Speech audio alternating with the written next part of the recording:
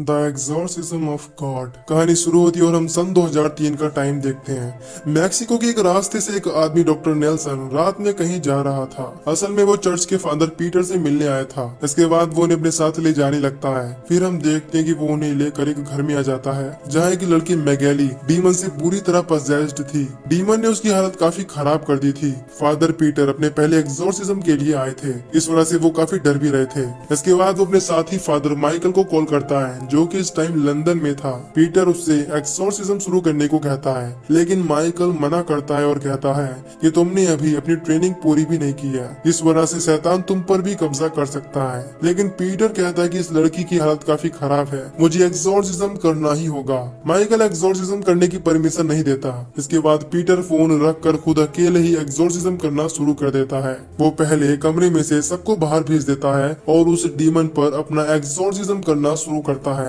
Peter exorcism करते वक्त video recording शुरू कर देता है, इससे वो आगे के लिए प्रूफ रख सके। अब ये डीमन काफी पावरफुल था, जिस वजह से आसानी से मैगेली की बॉडी से बाहर नहीं जाता। वो डीमन मैगेली के कपड़े फाड़कर पीटर को सीड्यूस करने लगता है। उसे पता लग जाता है कि पीटर मैगेली से कहीं न कहीं प्यार करता है, क्योंकि मैगेली उसी चर्च में मदर है जिसमें पीटर रहता था। इस बात का फायदा डीमन उठाने लगता है। अब पीटर उसकी बॉडी से अपना ध्यान हटाने की काफी कोशिश करता है, लेकिन डीमन लगातार उसे सीड्यूस करने लगता है। कुछ देर में मैगेली पीछे बेड पर गिर जाती है। अब जैसे ही पीटर उसे चेक करने जाता है, मैगेली के भेस में डीमन उसे किस करता है और उसके साथ इंटीमेट होने लगता है। फादर पीटर खुद को रोकने की काफी कोशिश करता है और कुछ देर में डीमन मैगेली की बॉडी छोड़कर पीटर की बॉडी में घुस जाता है और उसके साथ इंटीमेट हो जाता है। खैर सीन यहाँ से शिफ्ट होता है और हम 18 साल बाद का सीन देखते हैं, जहाँ एक जेल में गार्ड बंदियों को खाना दे रहे थे। जैसे ही वो एक लॉकअप में अपना हाथ डालता है, तभी अंदर से कोई उसके हाथ की उंगली खा जाता है। दूसरा गार्ड आकर उसे किसी तरह बचा लेता है, यानी उसके अंदर एक पजेस्ड बंदी भी था। सीन चेंज होता है और हम फादर पीटर को देखते हैं जो बिल्कुल ठीक थे और वो अब गरीबों को खाना देकर उनकी मदद कर रहे थे।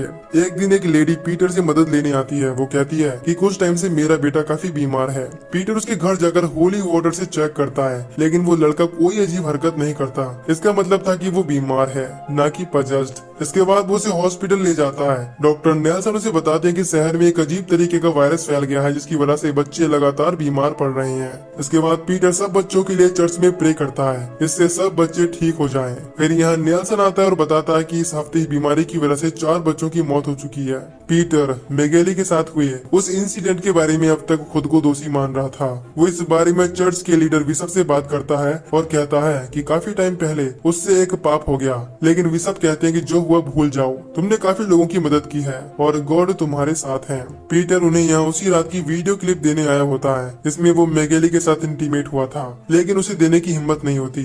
खैर बिशप उसे कुछ फंडिंग यानी पैसे दे देते हैं, इससे वो बीमार बच्चों की हेल्प कर पाए। अब पीटर उन पैसों से बच्चों के इलाज के लिए काफी सामान लाता है। अब रात में पीटर गॉड के सामने खुद को फिर से उस बात का दोषी मानने लगता है। तभी उसे बाहर से किसी के चिल्लाने की आवाज आती है। अब वो चर्च में देखने चला जाता है। वहाँ उसे अजीब से चलने के निशान मिलते हैं, जिसके बाद वो उनका पीछा करने लगता है। तभी अचानक उसके सामने डीमन से पजेस्ड एक इंसान आ जाता है, जिसे देखकर वो घबरा जाता है। लेकिन फिर हम देखते हैं कि ये सिर्फ उसका एक बुरा सपना है।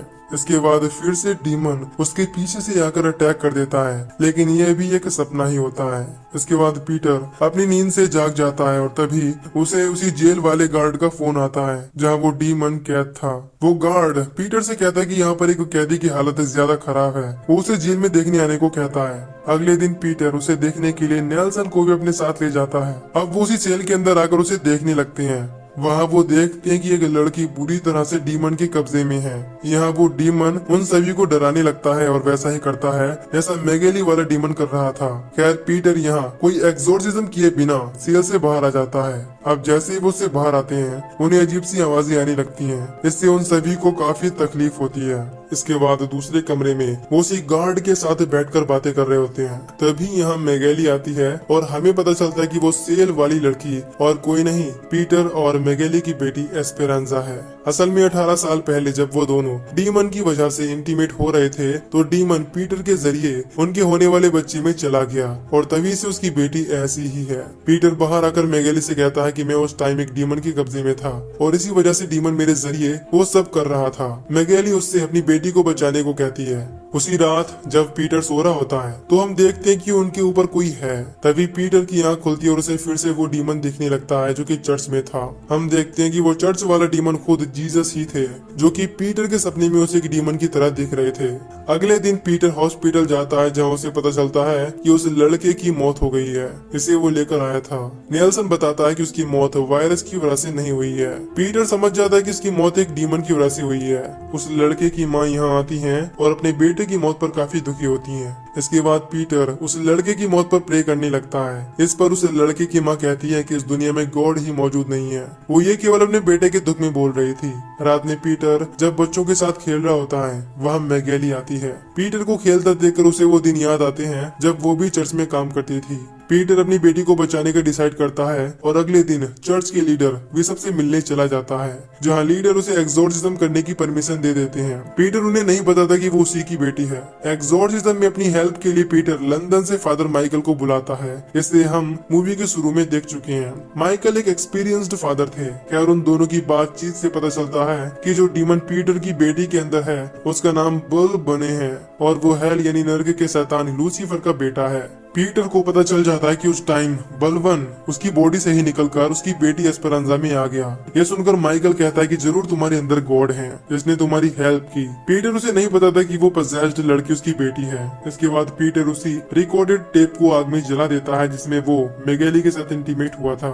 फिर हम उस टाइम का सीन देखते हैं जब मैगेली के अंदर से बलवन निकलकर पीटर के जरिए इंटीमेट हो रहा था। इसके बाद मैगेली की फैमिली वहाँ आती है और अपनी बेटी को ठीक देखकर वो पीटर को शुक्रिया कहते हैं। अब कहानी प्रेजेंट में आती है और हम चर्च में एक सिस्टर कैमिला को देखते हैं जो गॉड के सामने प्रे कर रही थी। तभी उसे भी अजीब आवाजें आने लगती हैं। उसे भी वहाँ कुछ अजीब निशान मिलते हैं। वो उन निशानों का पीछा करती है। तभी अचानक उसके सामने एक डीमन आता है जो कि मदर मैरी के भेष में था। इसके बाद वो डीमन कैमिला पर अटैक कर देता है और उसकी बॉडी को पजेस्ड करके ऑर्फनेज वाले बच्चों की तरफ जाने लगता है। वो बच्चों के कमरे में आता है जहाँ वो उस टाइम सो रहे थे।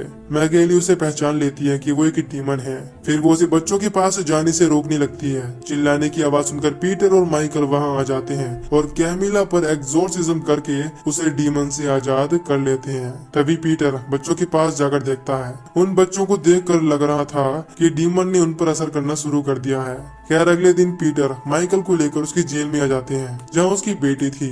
वो सेल में आकर अपना एक्सोर्सिज्म शुरू करने ही वाले होते हैं, लेकिन बलवन जो कि एस्परांजा के अंदर था वो उन्हें एक्सोर्सिज्म करने नहीं देता और अपनी बातों में बहकाने लगता है। इसके बावजूद माइकल और पीटर अपना एक्सोर्सिज्म शुरू करते हैं और उनके ऐसा करने से बलवन काफी गुस्से में आ जाता है और एस्परांजा की बॉडी को टॉर्चर करने लगता है। तभी बलवन गुस्से में आकर माइकल पर अटैक कर देता है और उसका कान काट लेता है। फिर नेल्सन उसे किसी तरह इंजेक्शन देकर बेहोश कर देता है। इससे माइकल बच जाता है। इसी बीच हम देखते हैं कि वहाँ की बाकी सेल्स में जो बंदी हैं वो किसी न किसी डीमन से पजेस्ड है।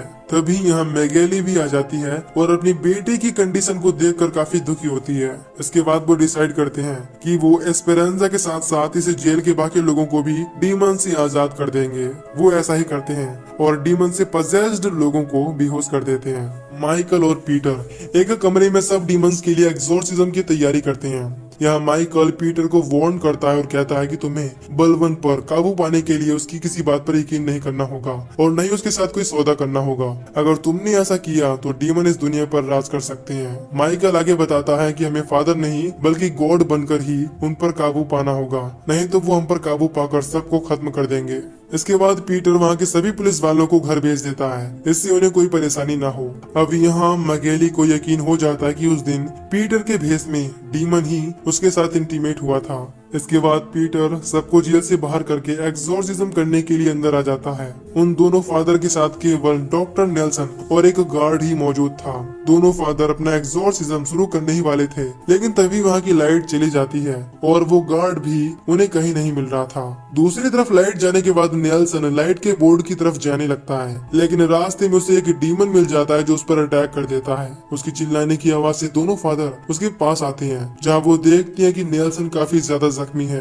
वो उन दोनों को यहाँ से भागने को कहता है और मर जाता है। तभी वहाँ कई सारे डीमन आ जाते हैं और उनकी तरफ बढ़ने लगते हैं। इसके बाद दोनों फादर यहीं पर अपना एक्सोर्सिज्म शुरू कर देते हैं।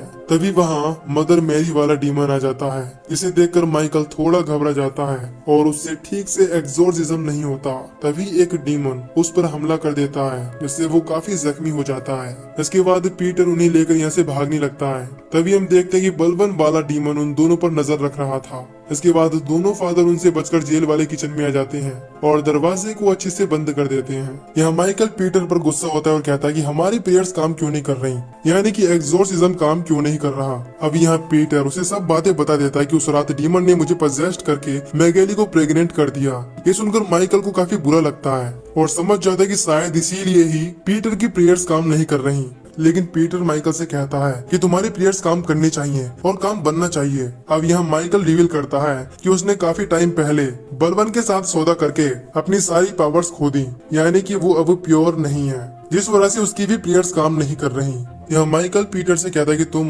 डीमन से सौदा कभी मत करना, और यही कहकर उसकी मौत हो जाती है। अब डीमन दरवाजा खोलकर अंदर आने लगते हैं, जिस पर पीटर जल्दी से दूसरे कमरे में आ जाता है और खुद के फोन से वीडियो बनाने लगता है, जिसमें वो कहता है कि 18 साल पहले बलवन ने मुझ पर काबू होकर मैगेली को प्रेग्नेंट कर दिया, इससे उसे एक बेटी हुई। इसके बाद वो ये वीडियो हिम्मत करके विशप को सेंड कर देता है। फिर पीटर अकेले ही उन डीमंस पर एग्जॉर्सिज्म करने बाहर आ जाता है। उसे एग्जॉर्सिज्म करने से वहाँ के डीमंस को तकलीफ होनी शुरू हो जाती है, लेकिन तभी वहाँ जीसस वाला डीमन आ जाता है, जो कि पीटर का सबसे बड़ा डर था। पीटर उनसे इस बार नहीं डरता और उन सभी पर होली वाटर डालने लगता है। तभी पीछे से बलवन आकर उसे बेहोश कर देता है। इसके बाद हम देखते हैं कि सभी डीमंस ने मिलकर पीटर को एक जगह बांध रखा है और उल्टा उस पर ही एग्जॉर्सिज्म कर रहे हैं, ताकि पीटर के अंदर का गॉड उससे बाहर निकल जाए। इसके बाद वो सब इस दुनिया पर राज करें। दूसरी तरफ वो मदर मैरी वाला डीमन बच्चों के पास आ जाता है, इससे उनकी तबीयत खराब होने लगती है। यहाँ कैमिला उसे रोकने की कोशिश करती है, लेकिन उल्टा वो उस पर ही अटैक करने लगती है। इधर पीटर अपने अंदर की गॉड के जरिए सभी डीमंस की हालत खराब कर देता है। पीटर बलवन से अपनी बेटी को छोड़ने को कहता है, लेकिन बलवन उसके साथ एक डील करने को कहता है, इसमें वो ऑर्फेनेज के बच्चों के साथ साथ उसकी बेटी को छोड़ देगा, लेकिन बदले में उसे अपने अंदर की गॉड का सैक्रिफाइस करना होगा। पीटर मजबूरी में आकर बलवन के साथ वो डील कर लेता है। इस पर सारे डीमंस ऑर्फेनेज के बच्चों को छोड़कर चले जाते हैं और बलवन भी एस्पेरांजा की बॉडी छोड़ देता है। अब पीटर अपनी बेटी को लेकर बाहर आता है, जहाँ मैगेली अपनी बेटी से मिलकर काफी खुश होती है। अगले सीन में हम देखते हैं कि पीटर सभी बच्चों के साथ मिलकर चर्च में प्रे करता है। अब बच्चों की जान बचाने की वजह से लोग उसे असली गॉड मानने लगे थे और उनके मन में पीटर के लिए रिस्पेक्ट काफी बढ़ गई थी। उसकी ये बात न्यूज में भी आ जाती है। ये देखकर बिशप पीटर पर काफी प्राउड होते हैं। पीटर उनसे वीडियो के बारे में बात करने लगता है, जिस पर वो कहते हैं कि उन्होंने उस वीडियो को देखे बिना डिलीट कर दिया, क्योंकि वो पीटर से काफी ज्यादा खुश थे। वो जानते थे कि पीटर ने जानबूझकर कुछ नहीं किया। यहाँ एस्पेरांजा और कैमिला आते हैं और पीटर को गले लगाकर काफी खुश होते हैं। एस्पेरांजा को अब तक नहीं पता होता कि उसके डैड पीटर ही हैं। तभी हम देखते हैं कि पीटर की आंखों का कलर बदल रहा है, यानी उसके अंदर अब बलवन आ गया है। वे सब उसे पहचान लेते हैं और काफी घबरा जाते हैं। बलवन यहाँ उन्हें बताता है कि पीटर ने ही बच्चों और अपनी बेटी को बचाने के लिए अपने अंदर की गॉड की बलि दे दी है। इसी बीच हम देखते हैं कि एस्पेरांजा की आंखें भी बदल रही हैं, लेकिन उसके अंदर कोई भी इविल आत्मा नहीं थी, बल्कि उसके अंदर खुद गॉड थे। मूवी के आखिर में हम देखते हैं कि पीटर वेटिकन सिटी में है, यानी बलवन पीटर के जरिए अब पूरी दुनिया पर कब्जा करने वाला है। और इसी के साथ ये मूवी यहीं पर खत्म हो जाती है। तो दोस्तों, अगर आपको इस मूवी की एक्सप्लेनेशन पसंद आई हो तो वीडियो को लाइक और चैनल को सब्सक्राइब कर दीजिए। बाकी मैं मिलूंगा आपसे न्यू वीडियो में। Till then take care, love you, bye bye.